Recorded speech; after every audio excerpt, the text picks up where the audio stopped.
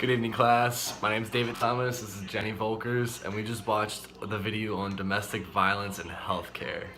So this one we thought was interesting because they explained it as it was something that they should be doing. She didn't really say they have to, but she kind of said it was a protocol to do it depending on disregarding race or gender or age. So she talked about screening for when people come into the hospitals and talk to the doctor. She mentioned that they, even like if it's a parent or something, they still try and get them to leave the room, but like especially if it's like a significant other, so people have the ability to share. Right, so they're not feeling obligated to lie or try and cover up.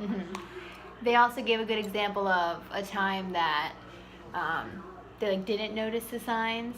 The doctor said that one of his patients died a month after delivery from domestic violence, and then another woman said that they had called the police, but then once the man was released from jail, he went and he killed the woman's parents. So they gave us a couple examples that were really good to show why it's important, but why it's important how to go about it.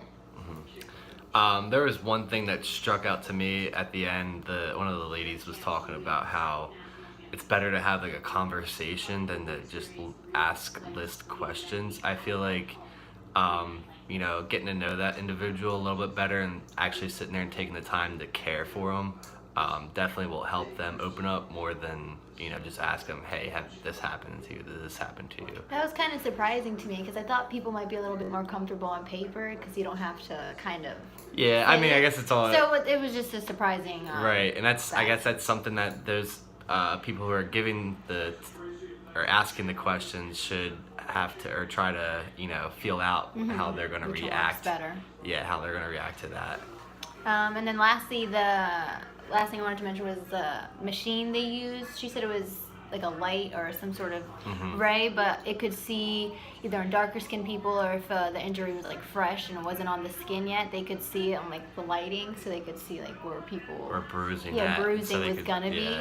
So they said they use it a lot from like when people would try and strangle other people. So they just talked about how it was good to have that kind of stuff in evidence. That tool, so that they can't, you can't hide it for a few days. They can see it right then and there. Yeah. They also said that a good tool for hospitals is just a Polaroid camera, even if they don't have a lot of equipment to investigate. Yeah. They can at least have a camera and document it. Right, just to pull it up if they need it. Right.